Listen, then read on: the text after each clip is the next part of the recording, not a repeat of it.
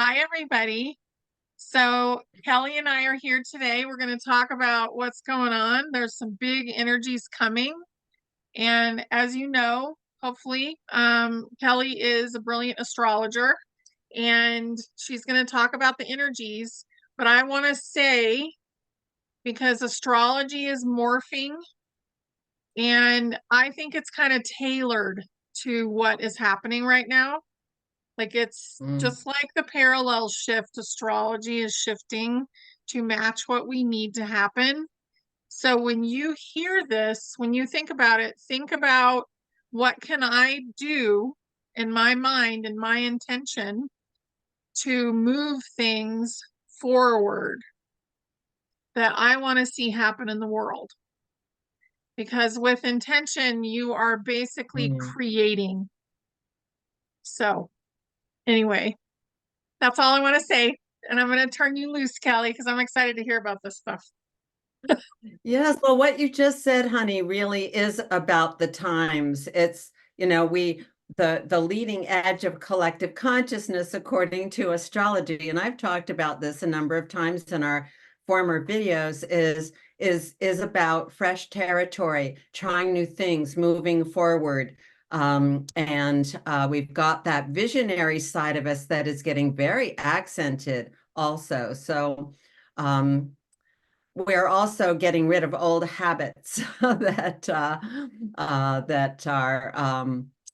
have been holding us back. Yeah, so Yeah. that's part of what we're doing now as well. And like you said, astrology is changing, and it always has through the ages because it's a reflection of our consciousness, and our way of interpreting astrology has a lot to do with that. And especially when we're discovering new things, in the solar system and new levels of consciousness within ourselves, there is definitely a synchrony there. And that's why I love astrology. It recognizes us. Our own astrology, it's like the cosmos recognizes us. And I love Mhm. that. Yeah. Yeah. I love Connects that us too. to something bigger, connects us Hmm. to the universe, and so that we know we're part of it. So that's why I Hmm. love astrology. So Awesome. I'm going to start right off by sharing my screen Okay. um, and showing you the chart for the full moon this week, the day after solstice. So that's a pretty major moment. I think whenever there's a lunation, full or new, on one of the four corners, the solstices and the equinoxes, because they are Hmm. turning points anyway.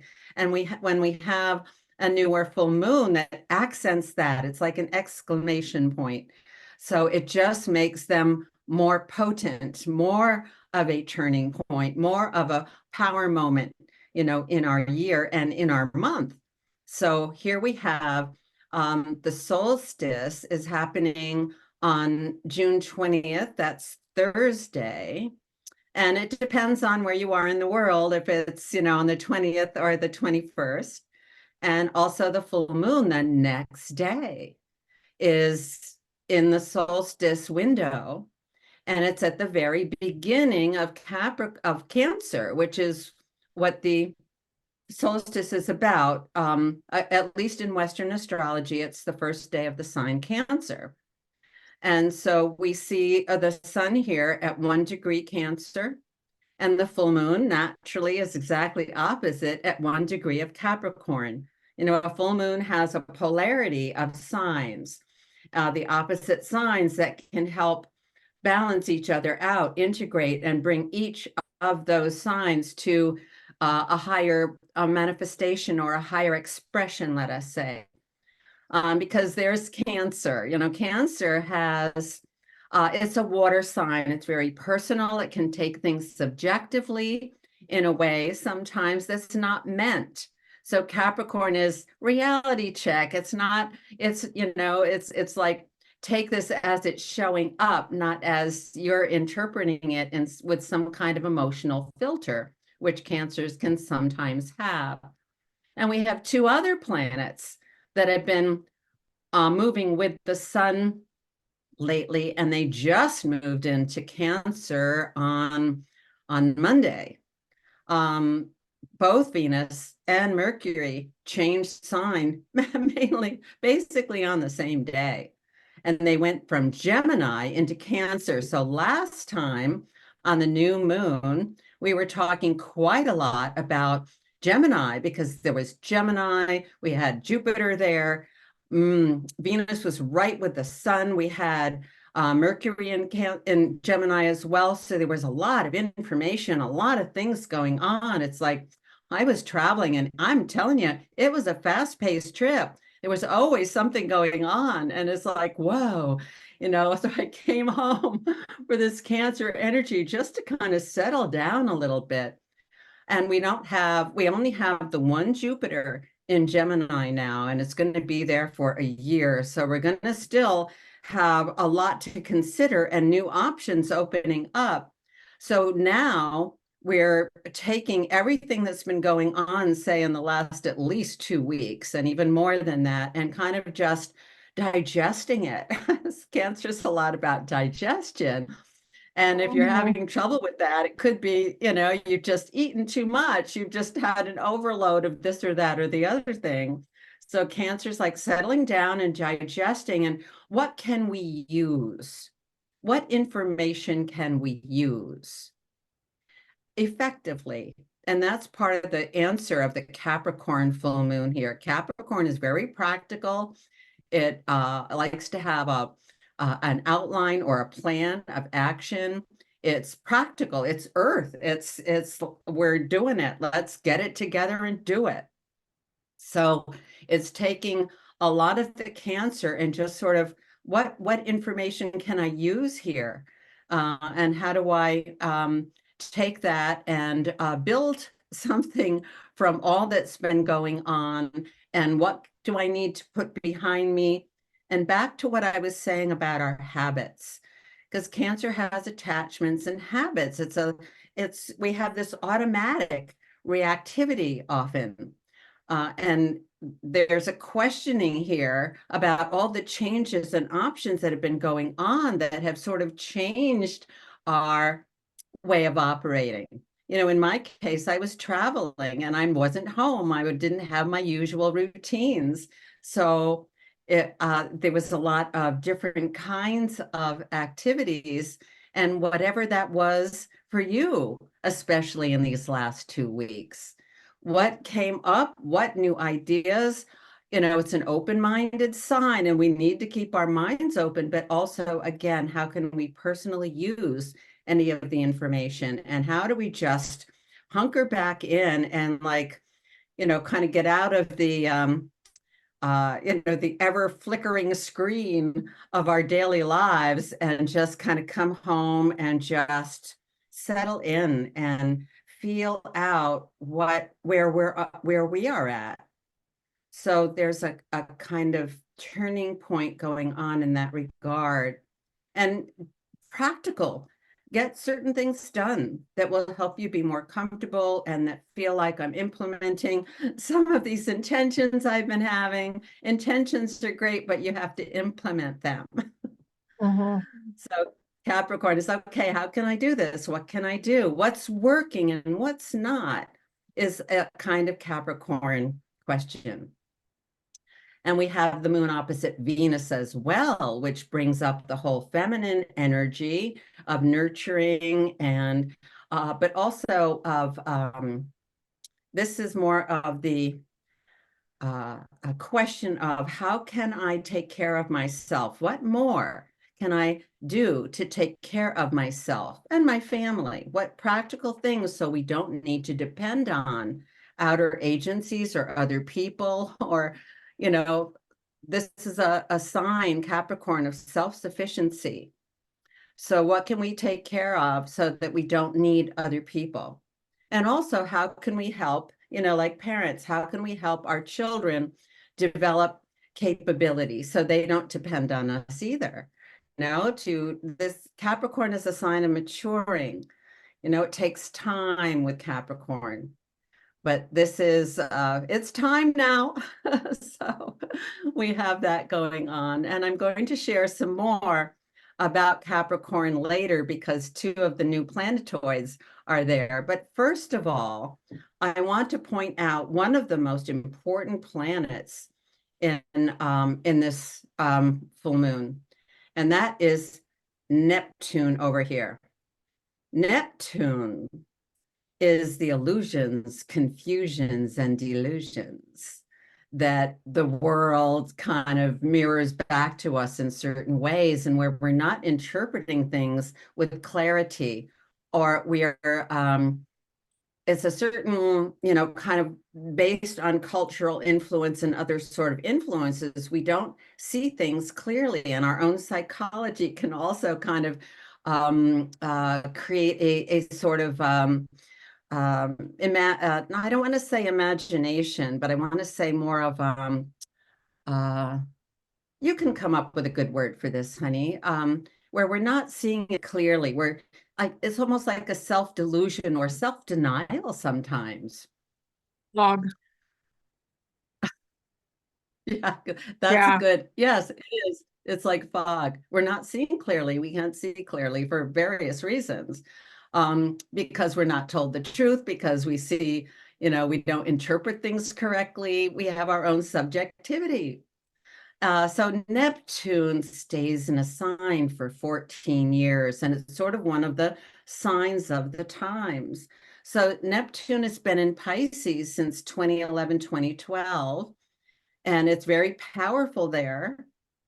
And it's sort of very much about the illusions of our times and about the misinformation and about all of the um, lies put out there, and Mhm. that confuses us, and then we don't believe ourselves. So this has been a very strong phase. Now the high side of Neptune is vibrational refinement and spirituality and tuning into what is not seen, or beyond our senses. Sometimes that's the supernatural in a powerful way, not a mistaken way, but what is beyond the senses. This is the frequencies, this is the vibrations that have been increasing and that we've been feeling. And I looked at the Schumann resonance monitor for this week, which is pretty intense. Yeah, so there's a Mhm. lot of coming in. And we can't see it, but we can feel it. And that's the Neptune as well. So when you are tuning in and it's like, I am feeling something, and acknowledge that rather than like, oh no, I'm not feeling that. That's not really happening. That's part of the Neptune examination as well. So Neptune is at the very end of Pisces. It's been there since 2011, 2012, and it's about to change sign. And in this chart, it's almost right in Aries. It's at 29 degrees, 54 minutes. There's 30 degrees in a sign. So this is almost in Aries, but Neptune's stopping.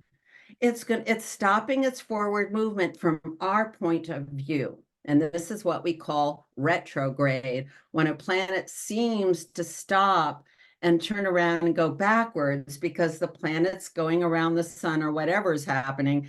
It looks like the planet, we're passing like trains at different speeds. So Mhm. Neptune is stopping, and it's going retrograde the first few days of July. So it's just stopping there. It's just holding there and turning around. And it's not going into Aries until next March. But it's right there on the edge of change. And so the sun has just changed into Cancer. So these two are in a 90-degree angle, which is an activation relationship between the planets. They're called squares in astrology, and often people interpret them in negative ways because they can mean challenges or conflicts, but they're motivating activations. So Neptune is very activated, and the whole meaning and the whole experience we have of Neptune energy in our field in our lives is being activated. So where are you fooling yourself? Where are you like, well, depending on something that really isn't dependable? Where are you counting on something like wishful thinking? So this is tuning in, refining your vibration and your frequency. This is staying on the high side. Very easy to get pulled down, very easy to drop down. So this is the most important activation in this chart, in this full moon. Our frequency, keeping our vibration really high, whatever spiritual practice you have going, give it extra, because it really counts right now, because we can bring our frequency even higher. So Mhm. let's go for it. I like that. So, yes. So Saturn is also in Pisces, and Saturn's like the opposite. Saturn is shape and form and structure and reality as we're experiencing it. And there's Neptune, a whole different, it can kind of undermine and dissolve the realities. Saturn's like, okay, I need to know what's going on here. And it rules Capricorn, where this moon is. So Saturn is important, and it's within 10 degrees of Neptune. So they're very close, but they're not actually going to get together until way into next year, Mhm. or even 2025, 5 or 6, actually. So anyway, Saturn in Pisces is trying to kind of, it's like you're underwater and you've got your goggles on it, and they're all like, you can't see through them. So you have to, like, kind of surface and take them off and clean your goggles and then go back down again. Saturn also is stopping and turning backwards and saying, okay, that's it for now. We're not going any farther right now. Saturn's about what we're doing. Saturn's about the biggest lesson that we're learning right now. And Saturn says, okay, we've gone far enough here. Let's just kind of consolidate what we've been learning, what we've been feeling. Let's get that vibe really set at that dial. Let's not let it drop again. Let's keep working it so we keep that vibration really high and really strong. So, Saturn in Pisces is so strange because it is kind of like we're underwater. And I found a graphic. I don't know if I shared this last time. Did I share this one last time? Oh, Um, maybe. I had another kind of fantasy one going on for the Gemini, but this is the Pisces. And this is kind of like, it's like an underwater scene. We see the fish there. We have an octopus over there. And Mhm. and then there are these other creatures, whether they're white Pegasus horses, or, like we could put some dragons in there. We could, so it's like, what is going on down there? What is going on in the field of energy? And what do we need to clear? What do we need to, like, we need to filter the water so it's not polluted, sort of Mhm. thing. So these two planets are retrograde for quite a period of time. Saturn doesn't turn forward until November, and Neptune doesn't turn forward until December. So we're going back over things. We're, kind of cleaning up the any messes that we've made. We're clarifying our field, and also they more clear about what we want in our field and what we don't want in our field. So this goes on for quite a few months here. And it's one of the biggest sort of projects we've got going right now. This says so many things to me. So we'll get into that soon. Yeah, no, go talk about it now. I'd like, your So interpretation of what I just said. Yeah. this, to me, this is the collapse and the rebuild of everything, and continuously cleaning up the old so that the new can come in stronger and stronger. And when these Mm, retrogrades are done, I feel like we're on a new track Yeah. at that point. Um, this feels really good for that. And that's what I would concentrate on. That's what I'm going to concentrate on.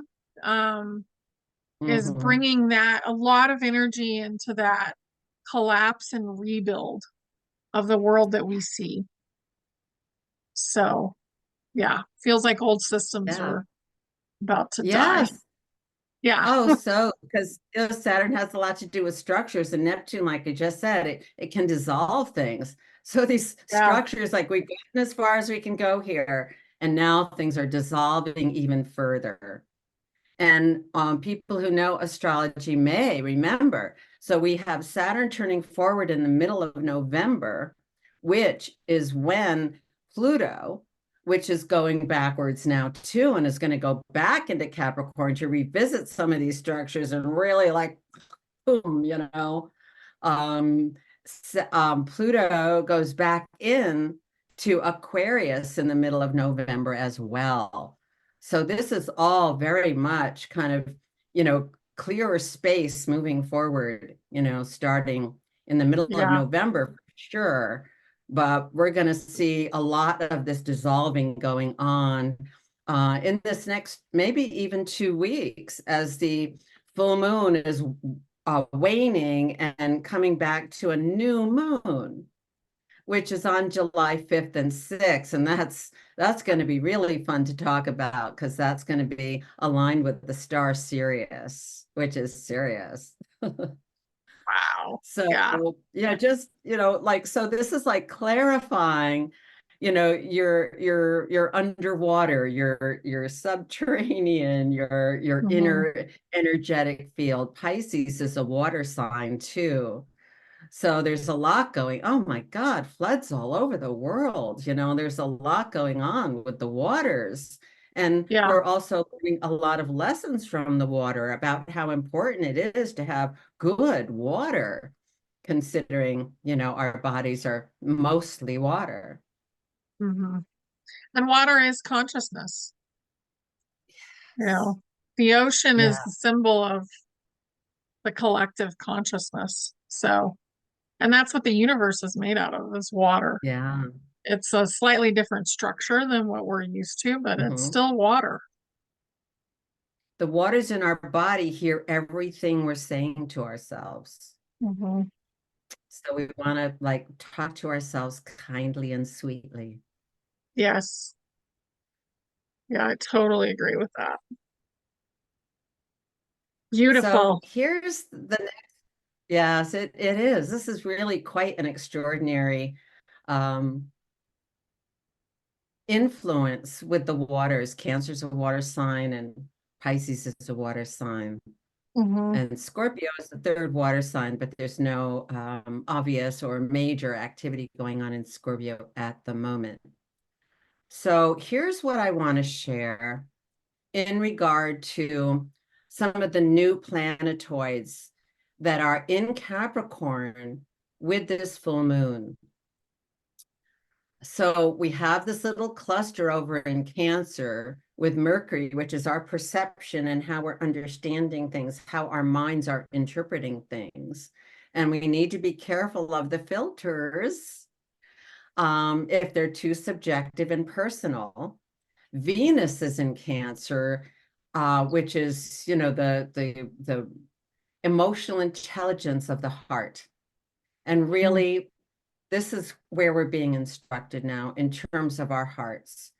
And there's was that beautiful Venus Sun conjunction on the new moon last time that is being fulfilled here with this beautiful, nurturing, great mother energy in the sign of Cancer.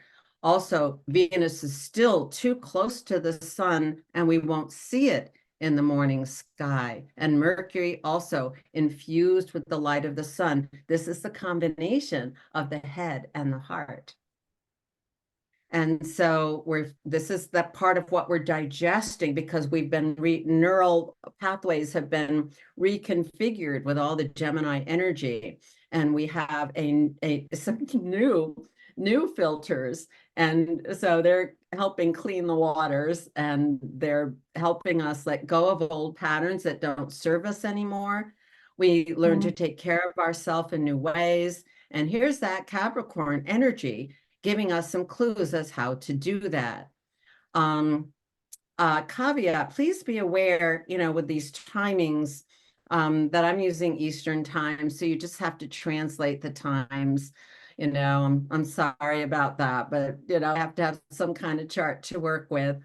So Mhm. the moon, but all of the planets are in the places that they are. So the moon in Cancer is accompanied by two of the Kuiper Belt objects that are in the icy field where Pluto is also. So from Pluto and then outward for quite a while, there are all these rocky objects that are being discovered and named, mostly for indigenous creator gods from around the world. So number one, that's creator consciousness that we're being invited into in a kind of quantum field, but also in mythology that's beyond the Greco-Roman cultural context, and takes us, into kind of a different cultures and different myths and different ways of interpreting the universe. Now, Ixion is a Greek one, and I want to introduce to you, and let's remember, these are still interacting with the Neptune as well. So they're influencing our field of imagination. So here's Ixion. He's like this ancient Greek king who is bound to the wheel of karma because he kept making mistakes that were crimes against humanity and the gods. He killed his father-in-law. Jupiter was going to try to give him a second chance, and he tried to seduce Jupiter's wife. And he was a rebel against the rules of the gods, is another way you could look at this. And I am trying to look at this in a different way, because there's got to be a positive side to this guy. But the thing is, I think it's a lot about our lessons, that we can't keep repeating the same mistakes, which is some of our habits. We're just so used to doing this, we don't even realize that this is our subconscious operating system.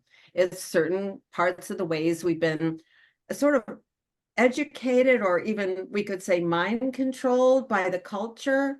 We have these certain assumptions, we have these certain ways that we think is reality, and maybe not. so so Ixion is can be helped by mental affirmations, because he was chained to this wheel and told to keep repeating, show gratitude to your benefactor who's trying to help you out.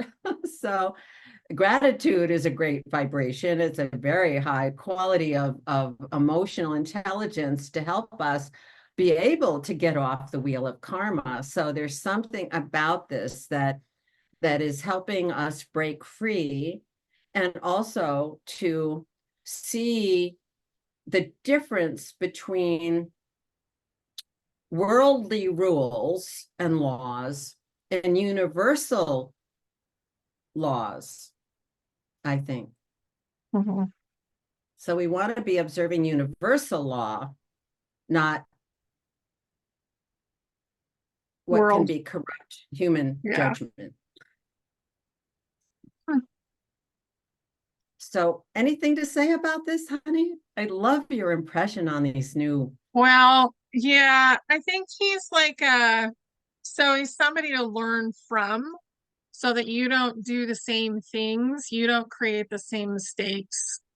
And the things that he did, like seduced somebody else's wife when the guy was trying to forgive him, and help him, that's that goes against so many things right there. And I'm not going to say the M word, but the first guy to go ahead and off somebody, it's he's just doing everything wrong. And he's doing that to show us that those things don't help him. And we don't need to do those things ourselves to learn it. We can just look at him and learn it. Yeah, that's what I would say. And Yeah, this honestly, is how we learn. forgiveness, yeah, that's how we learn. Sorry, go ahead. No, you were going to say that's how we learn forgiveness. Well, forgiveness is the first thing. Like you can end karma by forgiving yourself for your mistakes and actually learning the lesson. So once you learn the lesson, then you're done. That was the whole point. Yeah. Yeah. Mm-hmm. And that's another thing about the Pisces energy. Saturn can be our past mistakes. And Neptune is the compassion and forgiveness for, forgiving ourselves for being stupid or naive or, not awakened but don't hold on to it. Don't keep repeating that this is who you are either. So yes, just what you said goes along with what we're learning with the Pisces energy right now as well. And that extends to forgiving other people. Because if we don't, we're going to keep that chain of bound around us. So yeah, so this guy. So that's an introduction to this guy. Now this one, the next one, if I can get there. Uh-oh. Okay. Oh, here we go. Quawar. Quawar is this creator spirit of the Tongva people who live in the Los Angeles area and like have lived there for thousands of years, and they're still there. So Quawar is the creative energy that we tap into. And Quawar is said to have sung and danced everything into being. Mm-hmm. So this is the joyful, creative, celebratory energy that we can engage with life. We are can engage with this creator energy. And so what Quawar first created was the grandmother and the grandfather energy. And there is a moon around Quawar that was named for the grandfather energy, Waywat. I love that word. So yeah, this is a great originality and creativity, and it sort of, can come out in spontaneous, ways that are joyful, especially when we are in sync with the laws of the universe. So that these two figures are together, and they've been together for quite a while because they have a similar orbit. Quawar has an orbit of 288 years, and this Ixion 247. So these are, they've been kind of moving along fairly close together. And in Capricorn now, it is how we are living in relation to Earth energies, because Earth has its traditions, its ways of being, its ways of respecting and being in harmony with nature. So this is, how are we doing that? How are we celebrating with life and creating in accord with natural law? I love this one. Yeah. Yeah. Quawar is very exciting, and it's got such a wild name. Quawar. Yeah, it's really good. So for me, like we used to do things create with dance. So the natives used to do that. I know when I was a kid, I would rain dance Mhm. and the rain would come even if the sky was blue and it didn't look like there was a cloud, you know. Rain would show up. So basically, it's like getting back to that creativity And all of the arts and movements Mm, and everything that has to do with creating is going to be mm, really growing over the next few years. And this is a big part of that. And this is like the invitation for people to start doing it. Because that's how things get created in the astral plane. There's a lot of mm, dancing, there's a lot of drumming, there's a lot of fun. If you think about what you see and who was actually tapped into spirit in the past and what they were doing, that's the things that are going on in the astral plane to create. mm, mm. Yeah. So this is very Yes, cool. and in that plane, there's creative energy. And so when we're singing and dancing and using our bodies, it helps us ground that and bring it down into this reality, whatever reality we're in at Yes, the moment. Yeah, we're exactly. embodying the energy. And so I think that is so fabulous. And this is like the quantum field. This is, we can bring anything in from that field. And that Oh goes yeah. back to what we were saying about intention and implementation. And also, if you feel like, oh, I'm not feeling very creative at the moment, turn on some music and dance, move your body, get into some kind of like just rhythm or something else, just change it up and feel it. I met a woman recently in her 20s, and she was telling me more about the electronic music movement that's going on, especially among young people. And I was so Uh, intrigued because she said they're starting to really use frequencies and in that music. And mhm. I was very excited about that because this is very Quawar, you know. Yeah. Um, mhm, I've been following that on TikTok, and there's people that are on Spotify that have like frequency music that's almost like house music, like background music, but it's created for the good of the mm, body. Um, mm, so like in mm, 528 hertz or whatever. And you can listen to that throughout the day and not be like disturbed by it. Like it's very mellow.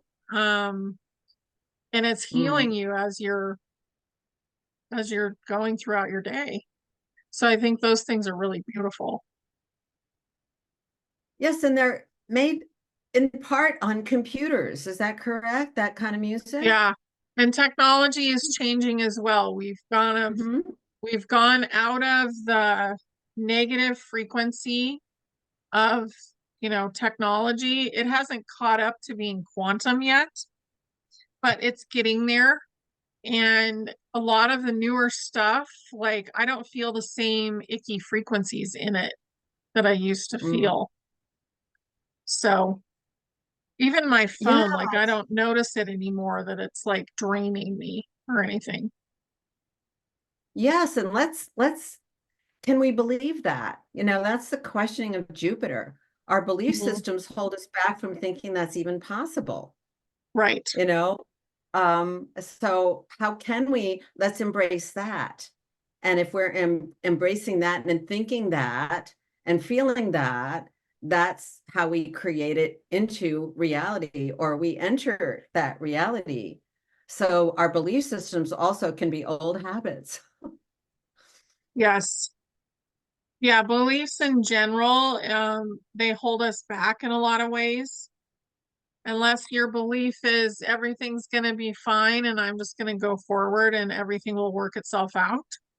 Like unless Mm. that's your main belief, um, a lot of times they just get in the way. Jupiter is So, the planet in astrology that has a lot to do with belief systems. And being in Gemini now, and that's change is fairly recent, means that it's like be open-minded to, altered belief systems.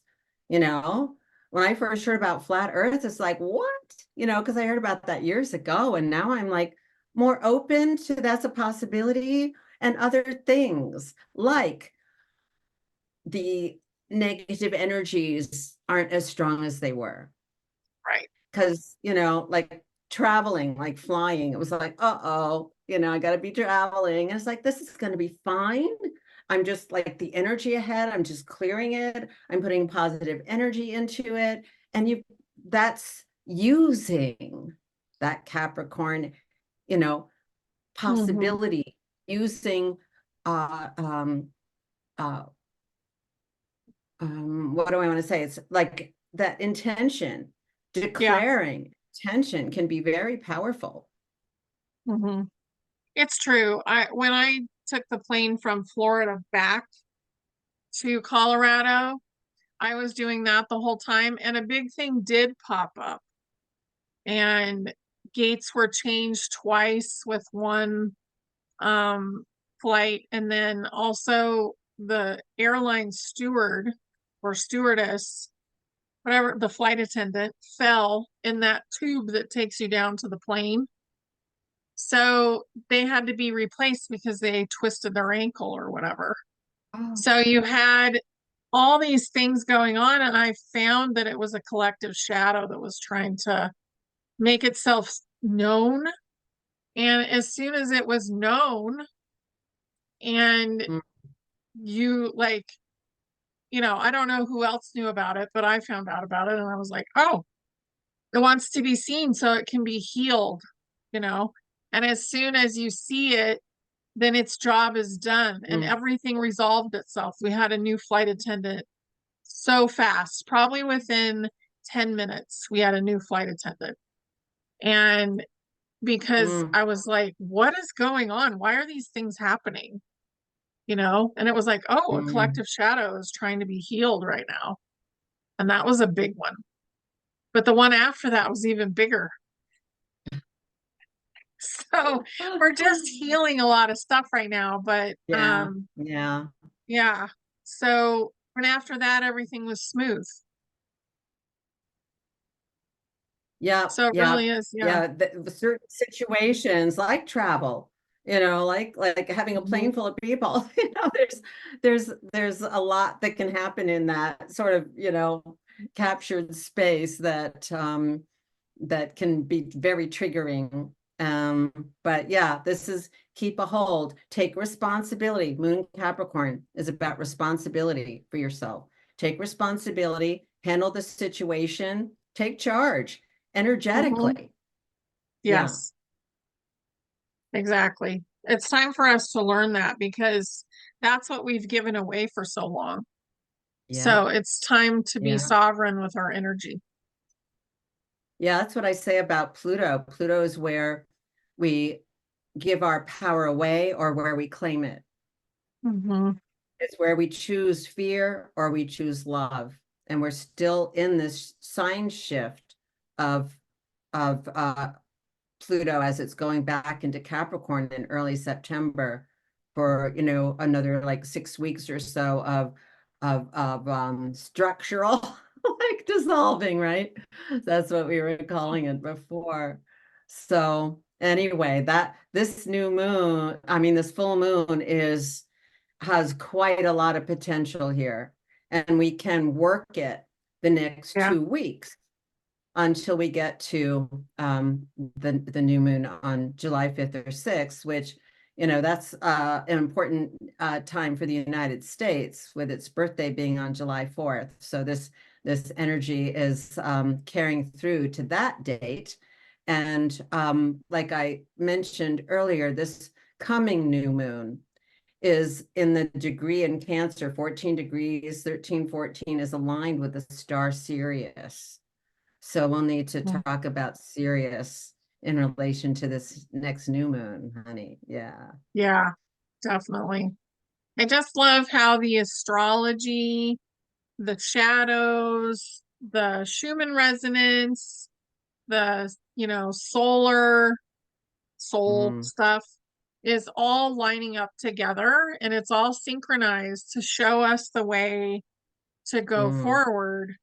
And mm-hmm. we have a lot more power than we think we do. So, really intending the best for yourself and for Yes. humanity. Yeah, so good.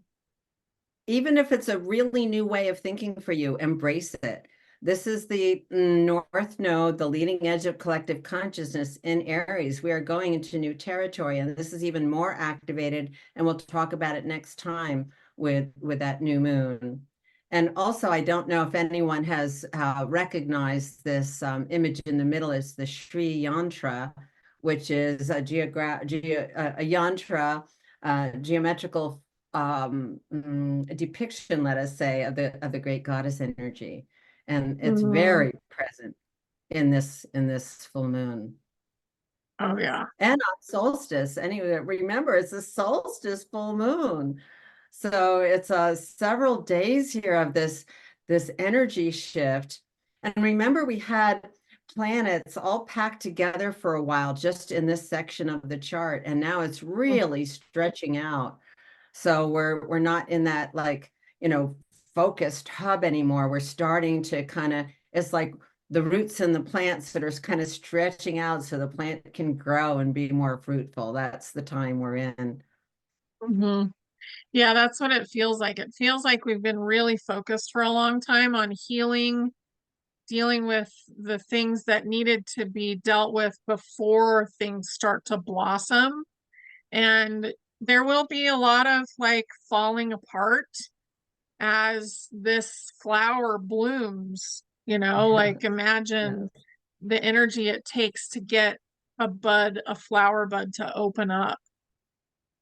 So Yes. it's I a have really a, good a time. volun I have a volunteer mullein in my garden from last year, and I Oh, didn't know what it nice. was at first. And then I found out it was a mullein, and it only has leaves the first year, but it's the second year, and now it's much bigger, and the stalk is coming up so that the flower can bloom. So it takes 2 whole years for the flower to bloom. And I think Mm. some flowers take even longer than that. And, kind of the ascension we're in the middle of, and the awakening we're in the middle of is definitely, taking a while. But this particular solstice full moon is a very helpful moment in this blossoming. Yeah.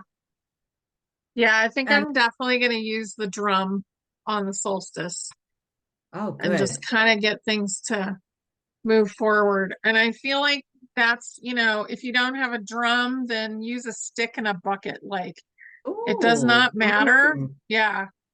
Turn the bucket over and use that as your drum. Like there's a lot of things we can do to make noise that kind of mm, changes the vibration. And dancing is another thing mm, that stirs up the energy and turns it the way that you're intending to turn it. mm, So, yeah. yeah, I love this. Well, So, yes. thank you. So, we talked about, I focused in on a couple of points just so that we could go deeper into them. And then, when I do my new and full moon reports, I kind of give a broader take. So if you want to um, get a broader take on some of the other things going on in this chart, I have my Substack, starlady.substack.com, and I can subscribe to it free or support if you like. And it, I just kind of broaden the perspective on what we've talked about here. But I love talking with you, honey, and being able to zero in on certain things, and Hmm. put that in the context of where we're at. Yeah. Yeah, it's a lot of fun to start to not only know that you're in a game, like you're in this learning game, but to begin to shift things in the game. And I think that a lot of people have learned how to do that over the years, but it's been a very select few. And now Hmm. the masses, like everybody that's aware and awake, we can do that together and we can shift things in the direction that we want in a bigger way. So I'm pretty excited about all this stuff. And I'm going to put that link below along with your other links. And I'm excited My to talk website. about the new moon. Yeah. Yeah. Yeah. Yeah. Well, let's enjoy this solstice full moon Hmm. time, and um and we'll be dancing all around the world. Yes. Get out there, move around, even if you're just moving around in a chair, wiggle your body a little bit, you know, it really does. It changes things because it changes the molecules in your body too.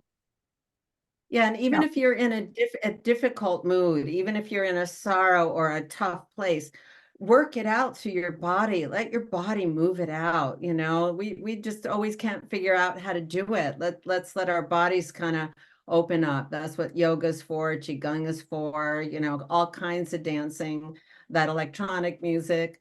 Yeah, Yeah. so yeah, let's make a joyful noise unto the Lord, all ye lands. Yes. Yes, absolutely. Thank you so much, Kelly. This was a lot of fun, and I think it's really helpful. So I hope you guys enjoyed it, and I will talk to you all soon. Thank you. Bye. Bye.